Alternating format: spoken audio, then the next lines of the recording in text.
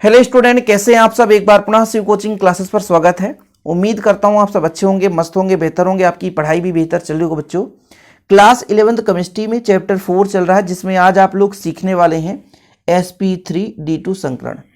Exam में यदि आएगा sp3d2 संकरण तो मैं जितना समझाऊंगा उतना आपको लिखना है। सबसे पहले बच्चों मैं संकरण के बारे में बता दूं। संकरण में होता क्या है कि जब किसी भी परमाणु का दो या दो से अधिक कक्षक आपस में क्या करते हैं, भाग लेते हैं। यानी जैसे हमारा एक परमाणु दूसरे परमाणु के साथ बंध बनाता है, क्लियर है, बनाता है कि नहीं बनाता, तो उसमें इलेक्ट्रॉनों की साझेदारी से बनता है। तो जब एक परमाणु का कक्षक दूसरे परमाणु के कक्षक से जुड़ते हैं तो अतिव्यापन होता है। लेकिन एक ही परमाणु के कितने कक्षक आपस में भाग ले रहे हैं, भाई बंध बनाने में कितने कक्षक भाग ले रहे हैं। तब यदि दो या दो से अधिक कक्षक आपस में भाग लेते हैं और फिर क्या होते हैं बच्चों, उतने ही मात्रा में समान ऊर्जा के नए कक्षक का निर्माण करते हैं, तो वहां पर हो जाता है संकरण। क्या हो जाता है बच्चों, संकरण। जैसे S का एक कक्षक और P का एक कक्षक भाग लिया तो वहां पर sp संकरण हुआ। यदि S का एक P का दो कक्षक तो sp2 संकरण हुआ। S का एक कक्षक P का तीन कक्षक तो sp3 संकरण हो गया। अब यहां पर देखिए sp3d2 है, मतलब S का एक कक्षक, P का तीन कक्षक और D का दो कक्षक, टोटल कितने कक्षक हो जाएंगे, 6 नए कक्षक। लेकिन ऊर्जा लगभग क्या होगी, समान होगी। ठीक है, जब S का एक कक्षक, P का तीन और D का दो कक्षक आपस में मिलते हैं, संकरित होते हैं। ठीक है, संकरित होना इसका मतलब क्या हुआ बच्चों, जैसे मैं आपसे कहता हूं अतिव्यापन अवस्था। संकरित अवस्था का मतलब ये हो गए कि 5 कक्षक भैया इलेक्ट्रॉन बराबर बराबर मात्रा में ऊर्जा का एक दूसरे से आदान प्रदान कर लिए। बोले हाँ हाँ, अब हम संकरित अवस्था में हैं, हम किसी से जुड़ सकते हैं, किसी से इलेक्ट्रॉन ले दे सकते हैं। संकरित अवस्था का मतलब ये हो जाता है बच्चों कि हम एक दूसरे के बराबर ऊर्जा के साथ हैं और हम भैया क्या कर सकते हैं, किसी और से इलेक्ट्रॉन ले सकते हैं और किसी को देने की क्षमता भी रखते हैं, तो संकरित अवस्था कहलाता है। तो जब दो या दो से अधिक परमाणु आपस में भाग लेते हैं और संकरित होते हैं, मिल करके कक्षक मिलते हैं आपस में, ठीक है, और नए कक्षक का निर्माण करेंगे जिनकी ऊर्जा लगभग क्या हो जाती है, समान हो जाती है, तो आपका वहां पे संकरण हो जाता है sp3d2 संकरण। S का एक कक्षक, P का तीन और D का दो कक्षक। ओके बच्चों, ये 6 नए और समान कक्षक अतिव्यापन द्वारा 6 बंध बनाते हैं और इन समान कक्षकों को sp3d2 संकरित कक्षक कहते हैं। भाई हमने कहा कि मतलब टोटल S का एक, P का तीन और D का दो कक्षक आपस में मिल गए और फिर बोले जिसके पास थोड़ा सा कम ऊर्जा है तो अधिक वाले से ले लिया, बोले भैया समान ऊर्जा के नए कक्षक बनाते हैं, फिर समान ऊर्जा के नए कक्षक बना दिए। ठीक है, अब भैया जब समान ऊर्जा के नए कक्षक बन गए, 6 नए कक्षक बन गए, तो 6 इलेक्ट्रॉन के साथ बंध बनाने की क्षमता रखेंगे। भाई सबके पास एक एक इलेक्ट्रॉन रहेगा। अभी आप आगे समझ पाओगे, बिल्कुल बेसिक से समझोगे, बिल्कुल निश्चिंत रहें। ठीक है, तो वहां पर बच्चों 6 अतिव्यापन भी होगा, 6 बंध भी बनेगा और 6 संकरित कक्षक भी कहलाएंगे, क्योंकि 6 आपके कक्षक भाग लिए हैं, S के एक, P के तीन और D के दो, तो 6 कक्षक भाग लिए हैं, तो कहीं ना कहीं जो नए कक्षक निर्माण होंगे तो समान ऊर्जा के 6 संकरित कक्षक का ही निर्माण होगा। अब इसको मैं एक एग्जाम्पल के तौर पे समझता हूं। जैसे मैं यहां पर ले लेता हूं बच्चों, मेरे पास एक यौगिक है SF6 सल्फर।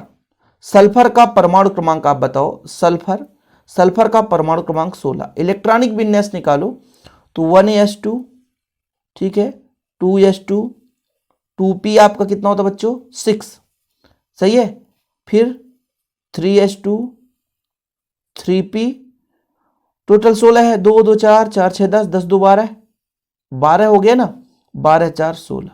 फिर 3d की बात करता हूं, 3d में भी कोई इलेक्ट्रॉन नहीं भरा। अब इसको मैं सामान्य अवस्था की बात करूं कि सामान्य अवस्था में भाई रासायनिक अपक्रिया में भाग लेता है कभी भी तो बाहर कक्षक के, है ना, इलेक्ट्रॉन, तो ये इसका योगदान रहेगा। S का एक कक्षक, इस P में कितने कक्षक होंगे आप बताओ, टोटल 3 कक्षक, और D के टोटल कितने कक्षक होते हैं बच्चों, तो टोटल D में 5 कक्षक होते हैं, 1 2 3 4 5। कितने कितने इलेक्ट्रॉन है भरो जरा, S में 2 है तो हमने भर दिया, P में 1 2 3 और 4। ये आपका कौन सा अवस्था बच्चों, इसे कहते हैं सामान्य अवस्था, इसे बोला जाता है सामान्य अवस्था। अब यहां पर अभी तो टोटल 4 ही दिख रहे हैं ना, 6 होने चाहिए। तो उत्तेजित अवस्था में होता क्या है कि S का एक इलेक्ट्रॉन और P का इलेक्ट्रॉन चला जाता है D में बच्चों। उत्तेजित अवस्था की बात करता हूं, उत्तेजित अवस्था, जैसे आप सुस्त पड़े हो और अचानक बोल दिया जाए भैया कि आपके भाई को किसी ने ठोक दिया है 2 लप्पड़, फिर आप क्या करोगे? सीधे दौड़ोगे कि ऐसा कौन व्यक्ति है जो मेरे भाई को मार दिए, तो फिर आप उत्तेजित हो जाओगे।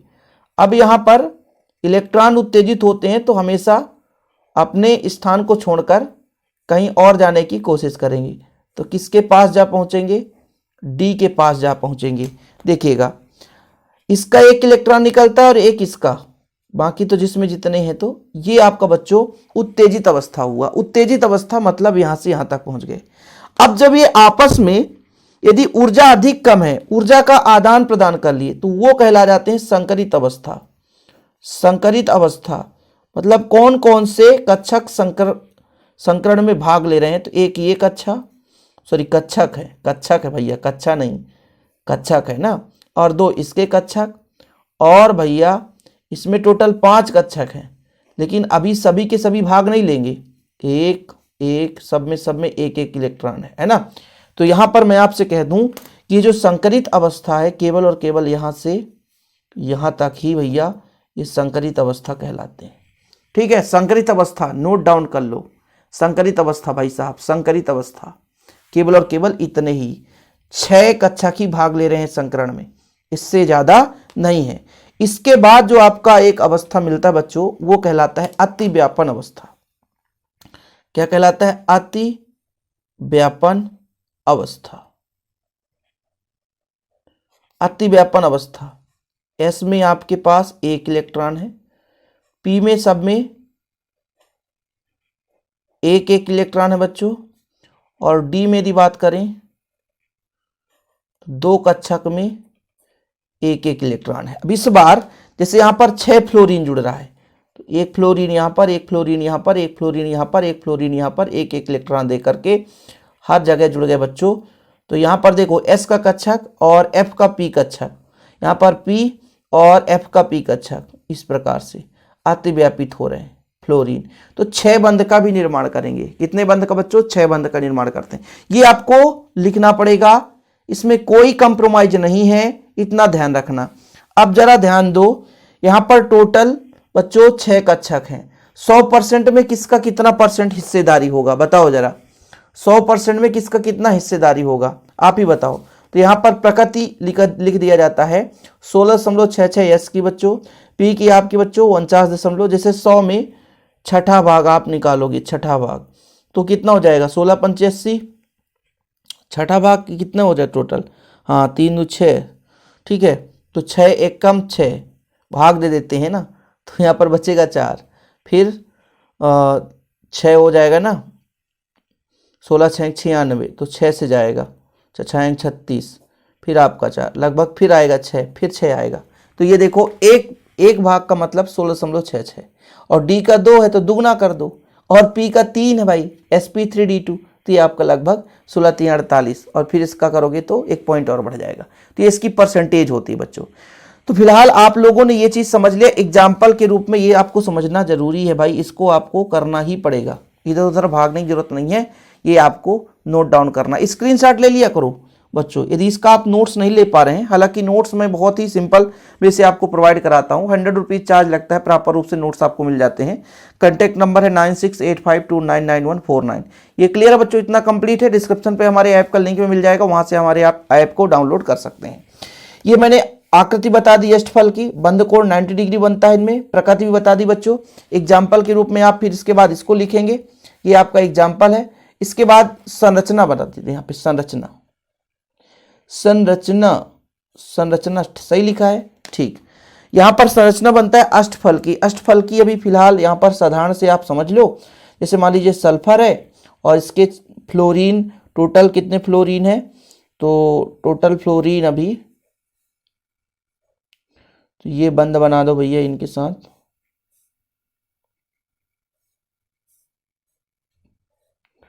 ये कुछ इस प्रकार से आप बना देना बस।